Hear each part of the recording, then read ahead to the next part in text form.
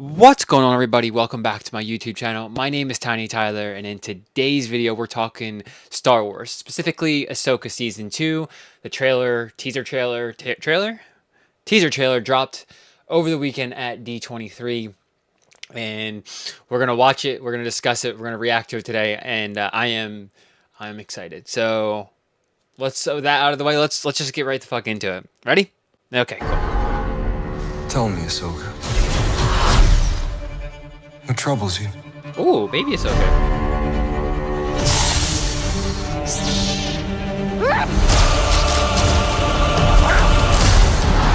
Yes.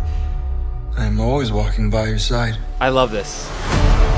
It brings up so many questions. Of the glorious empire, I have returned. I took an oath to protect the empire. I therefore declare war Love the eyes. of the Rebel Alliance. Interesting. Rebel Alliance. Yeah. Now that's a weapon. Had a vision. What did you see? Huh. You are Interesting. more and more danger than I thought. Balin claimed to have knowledge of a power. Master! One that could end wars.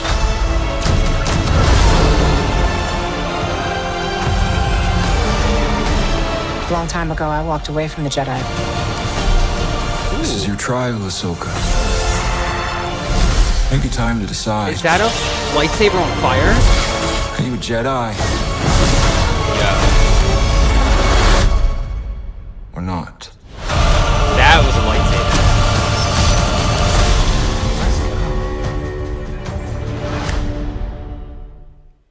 That's a fucking lightsaber, man. Come on. Like, give me a lightsaber on fire. Holy shit, that was fucking awesome. So, like, immediately the first thing that comes to mind is, like, the lightsaber stuff. You know, obviously, I'm just talking about it. Just watching this already, I feel like they're kind of getting back to, specifically with the lightsaber, like, fights and choreography, they're getting back to, like, the prequels style. You know, they're getting back to the prequel energy of the lightsabers. In that, like, the fighting and the choreography of it all was like, it was peak Star Wars fight scenes in the prequels. You know, say what you want about all the other things in the prequels, but the lightsaber fights were fucking amazing. And they lost that touch. Obviously, the original trilogy, we're going back in time, technology, all those things, so we'll exclude that, but like the sequel films, the lightsaber fights, again, say what you want about all the other things, the lightsaber fights specifically were kind of weak in the sequel films. As exciting as that is, you know, from an entertainment standpoint, from like a spectacle standpoint, I love this. I can't wait to see it. But the one thing it does make me question is, are the lightsabers losing their spiritual significance within the Star Wars mythos? Before the universe expanded with all these different projects, you know, in the original trilogy, and then even with just the prequels, the lightsabers stood for something. At least from my perspective, it seemed like you had to have a certain level of discipline and mastery over yourself. It, like, you had to embody certain characteristics, have a certain degree of like wisdom, and now it just is seeming like another weapon within the Star Wars universe, which I don't think either one of them is wrong, but it just doesn't feel like it has that same significance that it once did. I love the lightsaber fight, so from that standpoint, I love seeing it. But from like from the standpoint of like what they used to represent, it's not there anymore. I would love to hear your thoughts on that, though. If you think that the lightsabers are starting to lose their significance a little bit, I'd be curious to hear. I love the idea of that one being on fire. It does kind of, or looking like it's on fire. It does remind me of the lightsaber, the dark saber from the Mandalorian show. But I don't know, that one didn't. It had more visual effects going on, but it didn't look like it was on fire like this one did, which is exciting. That purple bow and arrow. Now that looked fucking dope. That's the kind of weaponry I'd love to see in the Star Wars universe more often. Now there are certain projects I haven't seen. Like I haven't seen Andor and Boba Fett, the Book of Boba Fett. So I am kind of curious, and some of the animated stuff. So I am kind of curious if there are other like more like primal weapons that they brought into the Star Wars universe. If anybody would illuminate that for me down in the comments, because that's the kind of shit I love, and I would love to see. I hope they make more of that, because that looks really cool. Ahsoka's makeup and everything, like, it's one of the things I genuinely appreciate about this show.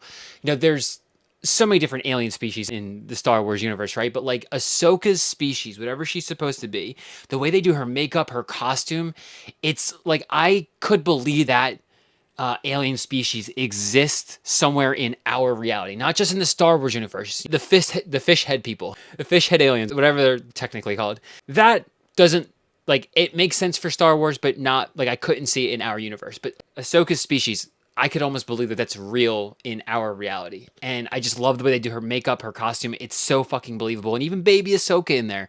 She looks like I mean, I don't know how they do it. I don't know if it's just a bunch of CGI, but like, she looks like the animated character there so fucking well. I don't know, man. It's cool. I love that they're bringing Anakin back for this. I really feel like it starts to paint a different picture for Anakin that we never really got to see. We just saw him turn to the darkness, then we saw him as Vader, and we saw him die, and when the original trilogy, when I watched the original trilogy, it was just like, and I'll preface this, like when I watched the original trilogy, it was like 10 years ago, right? So this is, 40 years after they originally came out. But when I saw episode 6, it was like, it almost like there was always this question of how the fuck did Anakin become a Force ghost like that, But then we see the sequel or the prequel films and it's like, okay, it makes sense that like Obi-Wan had training, Yoda's Yoda. And so, like, when did Anakin get to that level as those two? Given some of the animated stuff we've seen, like, it makes a little bit more sense because he wasn't always completely fucked, for lack of a better phrase. And I think really leaning into his role as a mentor works well for this, and I like it.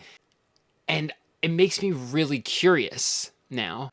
Did Anakin's Force Ghost, we saw him at the end of episode 6, but did he ever show up for Luke in all of his time after episode 6? So it kind of just brings up more of these questions, for me at least. And I like the relationship between Ahsoka and Anakin because they both have this like headstrong personality that like when they butt heads, it's really entertaining to watch. I also really like what they're doing, between this show and The Mandalorian, just giving us this connective tissue between episode 6 and episode 7. That's one of the things I think there's a lot of value in these types of shows when done right. You know what I mean? Because some of them haven't been that good. I'm looking at Acolyte, you know what I mean? And I think this show does that. It does serve as that connective tissue in a really healthy way for the universe. Especially like when they bring villains like Thrawn back, him and Gideon Moff from the Mandalorian show, like they feel very Empire, like they don't feel like they just put together a villain just to throw together a show. They feel like they're meant to be in the Empire, so they really help bring the story together, and it fits, at least in my opinion, it fills in the gaps between the films really well. And so I'm really excited to see Thrawn on screen more, him and Ahsoka come to butt heads. I haven't seen Rebels, and I know he's from Rebels. I know they have a history there. I haven't seen Star Wars Rebels. I've seen some of Clone Wars, so I am familiar with it. I'm familiar with Ahsoka, at least from that regard. But like that's where it is interesting to me, because like I know she left the Jedi Order. They talk about it in the show, but before that, I knew that she left the Jedi Order.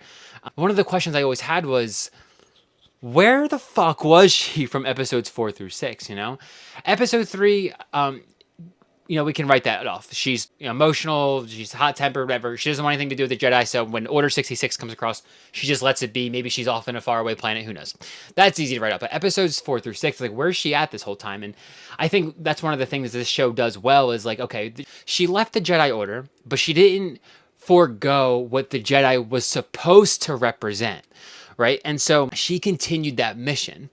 And one of the things I like about this is because it gives us it almost sets like this spiritual landscape for Luke to come in episode 6. And then the whole idea of Return of the Jedi, when the Jedi was essentially slaughtered at the end of episode 3, for them to even make any kind of return in episode 6, it seems, and for it to fall on just one guy like Luke, it seems like it's a hell of a feat, but like to see that there were people like Ahsoka out there this whole time who weren't Jedi per se, but they were still like planting seeds across the galaxy, so people believed in the Jedi for that return to inevitably come for Luke. And again, you're just seeing Ahsoka constantly doing these things, like when she made an appearance in Mandalorian, it does show that like she really did embody what the Jedi was supposed to stand for.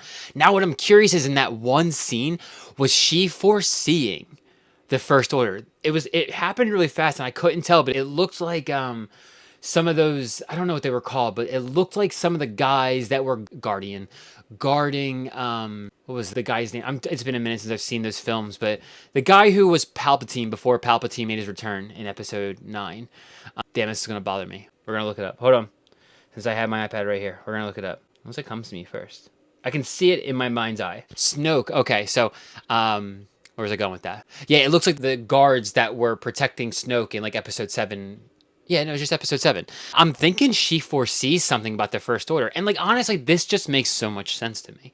Because between like the Midian Goths and the Thrawns who are coming back, it's like, this makes sense because like the real crux of the Empire never went away. It never went away. And like, you know, the leaders were still in place. So for the First Order to come into fruition in episode 7. And so, like, I just think this works really well, and I like the idea. I'm curious to see what they do with Thrawn and Ahsoka. I'm curious to see her story and how much Anakin's going to be in it. I would love to hear your thoughts about the trailer down below. What did you think of it? Did you like it? You not like it? Are you excited for Ahsoka? What are you looking forward to seeing? Drop your comments down below. Like, comment, subscribe, all the YouTube algorithm stuff, and I'll see you on the next video. Peace out.